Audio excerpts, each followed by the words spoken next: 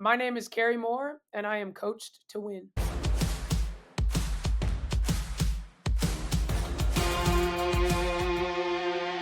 Go get me some knowledge. Coach, looking at your resume, looking at where you've been, 17 years recruiting, Princeton, Creighton, North Carolina, Michigan, and then you end up at Harvard. For the Yep. person who doesn't know anything about Harvard, Cambridge, they just look at basketball blue blood names and they see North Carolina and then they see University of Michigan and then they see Harvard. What was it about Harvard that made you want to take that job there? Yeah, I mean, I think it's if you're talking brands, right? Like Harvard equally has, as much pull or as much reach, as a lot of the blue bloods that you talked about that I've worked for, and I think I've North Carolina, Michigan, Creighton, all of those former employers, Princeton, those are places that are high academic and really good basketball programs. And so when Harvard called, it was like, okay, this is a place that I can really, I think that I can be successful and really fall in love with the place and the people, and I feel like we can accomplish whatever it is that we want to accomplish here at this place. Were you nervous about the limitations as far as no summer session, as far as how tough it is for kids to get into the school? Were you worried about that from a competitive standpoint? Not worried. I think my time at Princeton allowed me to really know the ins and outs of recruiting and how it works here and the type of players, the type of people that we could go after. But to your first question, I think I can call the number one kid in the country. They will return my call because it's Harvard. And there's always that level of intrigue or interest because of the brand. And that is a place that I want to be at. So Yeah. Well, you're a pretty good player in your own right. Western Michigan Hall of Fame. What part of your personality do you owe to some of the coaches that mentored you? Was it your college coach? Was it your high school coach, Frank Orlando? How many coaches in your life do you think shaped your personality? yeah, thanks for mentioning Coach O because that's my guy. That's my high school coach for those that don't know, and he's legendary in the state of Michigan, definitely in the Metro Detroit area. Coached for a really long time at Detroit Country Day High School, and really was the first one to see me and believe in me as a player and just as a person and a leader. And I felt he is someone that helped me grow in so many areas that I feel like have set me up for success during my time with him, but also throughout college and obviously throughout my professional career as a coach. And we have a mantra that we say at Harvard, it's believe it. And lucky enough, I'm fortunate to be able to, I think, honor his legacy by saying those two words because that was our mantra. So that was your mantra back when you were in high school.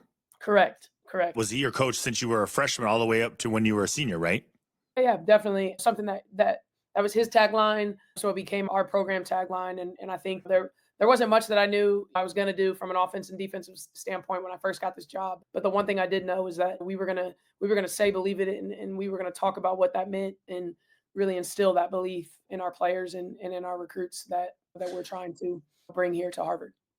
How tough is it for you, class to class? You haven't been there that long, but how tough has it been for you to implement that? I guess it's a stupid question as I'm saying it because you're 10-1. So there obviously are believing it. Like right now, you're 10 and Oh yeah, 1 as we do this interview. So yeah. whatever it is that you're saying, they're buying into. I think it's this is a culmination of 2 years prior to this particular year. We've got a lot of guys, our core guys, on our team have been around since my first year here, and I think that particular year, that first season here as the head coach was the year that we felt like we were really preaching it and really teaching what believe it means, and not just as a program and what we can accomplish, but most importantly as individuals and as young women and as players and really seeing things before they happen. And you must believe that these things can happen before they happen to you. They don't just happen to you, right? And so it's speaking them into existence and really doing the work and keeping the standard and building that standard to making things happen. Yeah,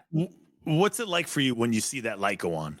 I think that's the coolest part about coaching. It's like, when you see the growth over time, and sometimes it takes some longer than others to kind of snap that switch on. But when you see a player, do a move in a game that you've been working on, with on court, or they make the right read in an action, or, they make the right pass, or, they execute the defense, just like we've practiced, or, you just see their growth over time as teammates and leaders, and young women. And I think, that's always, the most memorable moments, for me. I think the wins are cool, but it's nice to, kind of see that development and that growth over time, because that's what we spend so much time trying to do. Do you have any non-negotiables as a coach? Things that you just are just unacceptable? Not so sure about non-negotiable, but I think we talk about the 3 C's in our program, and it's communication, competitiveness, and coachability. And I think those 3 things are, if you're not bringing those 3 things on a daily basis, you're going to have a really hard time in our program, and I'm going to have a really hard time coaching you. And so I think every great team has a level of all 3 of those Yeah. C's. And so those are consistencies that we try to bring about every single day with our girls. Which one's the most challenging? Is it communication, competitiveness, or coachability? What do you find is the hardest I think to master? the consistency with our communication, I think, is usually the one that I'm coaching them up on. I think they compete in a lot of different ways. We could play the most simplest game on the road, and they're firing at each other, just making sure that they win. So I don't think it's competitiveness. I think we've got a fiery group in that way, and I think they've grown to be incredibly coachable, and they're trying to do the right thing, and they're trying to do what we ask them to do. I think it's the communication piece every single day, because we've got some quiet kids on our team that just really struggle with that. I think our first years really struggle with that. And some of our upperclassmen, as competitive as they are, it's please use your voice, bring other people along. I know you know what you're doing, but help others along so they know what they're doing too. And so that's that. Is that communication off the court and just as important as on the court? Yeah, we talk about both. Whatever that communication needs to look like with your coach, with your assistant coach, positional coach, with myself as the head coach, really trying to make sure we respect one another, to communicate in a way that's understood. And How do you get young kids to understand that communication on the court is vital? How do you convince them that is important? I haven't figured it out yet. yeah, I'm sure. And I'm not lucky enough to be a parent quite yet either. So, so I don't know. I think they're not great at it in the high school level, which is why then they get here and they're like, oh wait, I have to talk while I play basketball. And it's the I think it's the 1% of the 1% at this level that are really talented and also like communicate at a high level. And so we've tried a lot of different things. We've tried showing them things like different clips of certain players, professional players, that they mic up during practice or mic up during games. And this is what it needs to sound like. We tried doing drills where we drown them out with music, and they've got to be able to communicate over the music.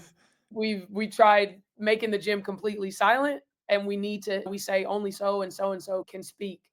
And so then they must use their voice to help us through defending certain actions or playing a certain way offensively. So we try to get as creative as we can. That's a cool idea. What if you do that and turn the lights out? Yeah, that could get ugly. Which I'm trying to keep our team healthy. So I don't You think I'm know, gonna turn the lights off anytime soon. that's a great little trick, though. I'm glad you mentioned that because I may have to try that. When you are recruiting and you're looking for potential players, what stands out to you? Yeah, I think, we talk about this a lot as a staff. I think just someone that has a presence, and you can have a presence in a lot of different ways, right? Like it's how you defend. Like, do you help your team get stops? Like, are you someone that takes charges? Do you get to spots? Do you rebound? Are you guarding the other team's best player? And that's just where my mind, first goes, because I think it's really easy to be like, oh, this kid scores, 25 a game. It's like, okay, but like, what else do they bring to the table, and do they have the intangibles? So for me, if I see somebody that has a presence on the defensive end, it's like, okay, now I'm intrigued. And 50-50s, like, are they diving on the floor for loose balls? Like, are they bringing energy after big plays with their team? Are they communicating to our communication point? Like, are they bringing people in huddles? Are they the one communicating in the huddles, or are they listening most often? So I think those are that's that, kind of slight edge that we look for, as a staff. And obviously a kid that can score is really great. Yeah, But sure.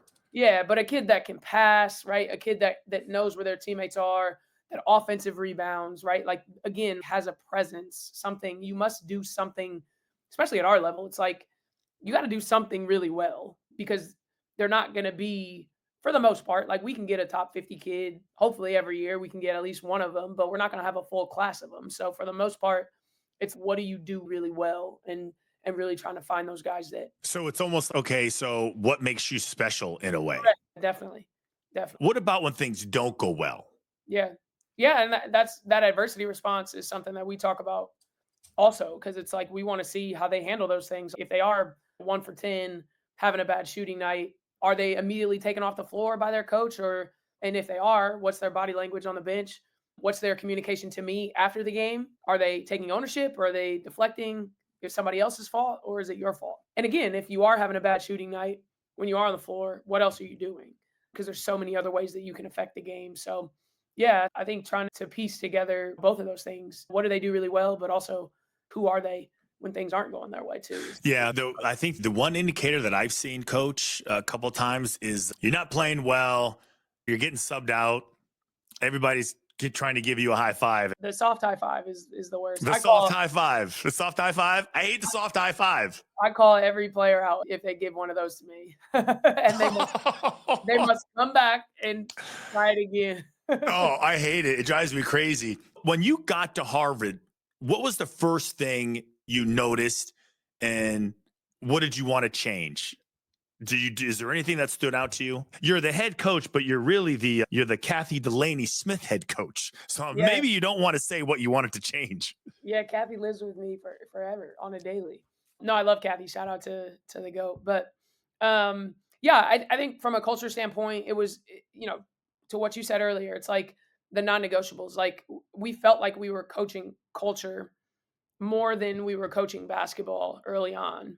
And then towards the end of that first year, we had done so much from a culture standpoint. I think it put us in a really good position to win some basketball games at the end of the year, and we were playing our best basketball because they were doing the right things and they were treating each other the right way, and I think they were loving it and having fun doing it. So, and that's how culture, can equate to winning games. And we have 4 core values to answer your question: unity, grit, integrity, and joy.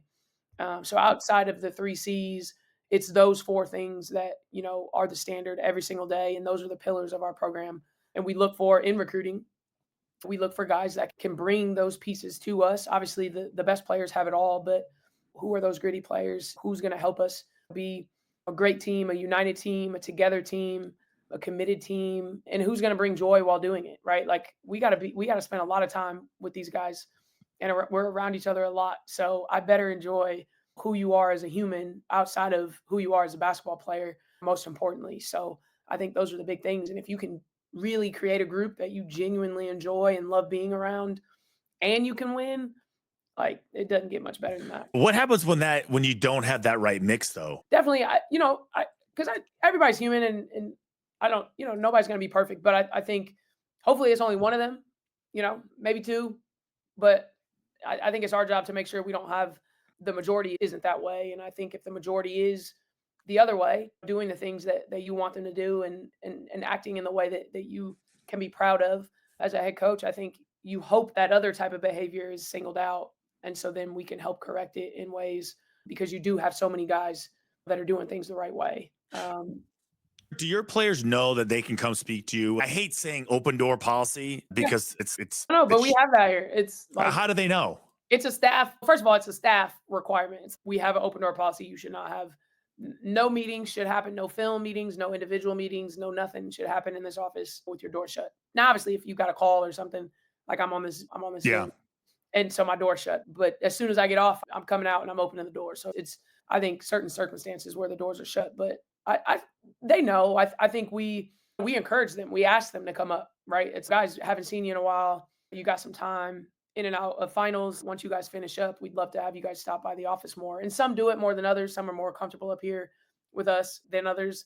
But it's trying to really encourage them. I think we've got a great young staff that the way our office is set up, they can come up here and touch everybody at the same time. So they don't have to feel like they got to go spend an hour in everybody's office. And I think when you have it that way, I think that really pays dividends on the court. Was there any time in your life where you had some sort of obstacle, some sort of challenge, and you had to overcome? Yeah, I think one of the biggest things, and thankfully this is,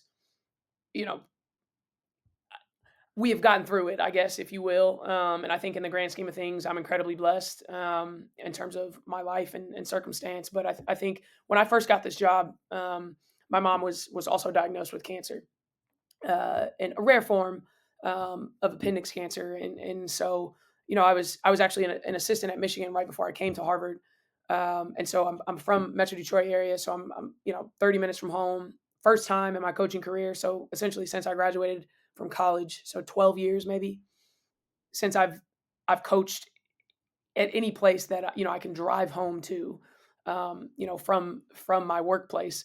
And so my mom just loved having me home for the year, and Harvard calls, couldn't tell her, couldn't brace myself because she had just told us, my brother and I, 2 weeks, 3 weeks, prior to that, about her cancer, and I knew she was going to have to start chemo, and she was about to begin something that was incredibly difficult for her, and um, ended up having to tell her obviously before I took the job, and it was really emotional. Like, I remember on the call me telling her that I was taking the job, and most moms are like, congrats, like, we're so happy for you, we're so proud of you, and it was like immediate tears.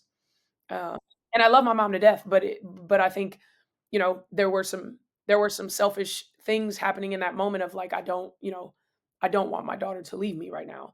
um, and that was really difficult, right? Like, I have so much going on with taking this job on, and so many things that had to happen right away, right away, right away, and now I'm stripped, you know away from my mother at such a difficult time. I remember having my announcement, the press conference here at Harvard. My mom wasn't able to make it. Like, so it was just really a difficult time for me, and I think just so much of my life had really prepared me for that moment, and to really lean on my family during that time, and my circle was really important to me. How was your mom? She's good. She's good. Okay. Yeah, in remission, probably a year out, getting better by the day, and yeah. That's good to hear. The last thing I was going to talk to you about is skill work more valuable for development? What Yes and no. I think every parent right now is spending their hard-earned money on Yeah. a skill coach, and I understand that to some degree. 5 days out of the week, it shouldn't be 5 days with your skills guy. You got to play the game, right? Like, the skills guy is working on your individual skills, but at the same time, it's basketball is a team sport. It's not an individual sport. So you've got to play basketball. Like, I think some of the best part about my upbringing and my childhood is if we weren't in practice with our AU team, we were outside playing pickup, or we were in the gym playing pickup with our high school team, with our AU team. So, like, the best way to learn how to play basketball is to play basketball. And so that doesn't always happen with a skills guy. It's like you're working on one moves, and yeah, but he's not teaching you how to play at your best with two other players on the floor at the same time, or four other players on the floor with you at the same time. So it's play threes, play fours, play fives, do what you can do to really manipulate certain situations that are on the floor, because transition is like the only time, or downhill attacks on ball screens, but not every player is going to be put in those type of situations. And Yeah. so, those type of one-on-one plays. So for the most part, other people just need to be good at making reads and working well with others and decision making. So that's hard to do with. Were you a gym rat? Were you just Oh yeah, constantly shooting? If you grew up, did you grew up in Michigan? yeah, Westside Detroit. So what were you doing during the winter? I was in the gym. Yeah, I was Okay. definitely in the gym. Our basketball season was a fall sport during that time, which is crazy because we were like one of the last states to shift to a winter sport. So I actually had that winter time to just get in the gym, work on. So the state of Michigan, Yeah, their basketball season was in the fall it's in while the fall. football was going on? Yeah, isn't that crazy? Yeah. That's what? Come on, who wants to go to a football game when you could go to a girls' basketball game? Come on. Yeah, It's crazy. I didn't even know that was a thing. I didn't even know that. yeah. It That's ages me. crazy. It ages me, but it also, yeah, we were like one of the last states to make the change. In fact, Wow. That is, oh, I'm going to end it with that then because yeah, I can't even believe that. Like, yeah. who sat and thought that made any sense? I don't know.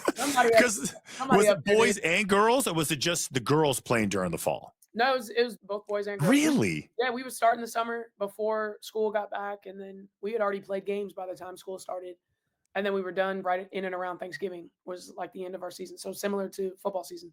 And then what happens for you in the winter did you play another sport? Or did you just keep playing So basketball? that's when our AU would start at some point during the winter. We would start practice and we were in the gym together because spring was like, okay, that's when the tournaments begin and we've already practiced for however long leading up to those. And I was a soccer player too for my high school. I But played a little soccer's bit in of the that. fall though, isn't it? So soccer was a spring sport Oh, because Lord. basketball was we were all backwards. What Yeah. the hell is going on in Yeah. Michigan?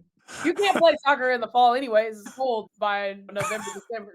Oh, that's crazy.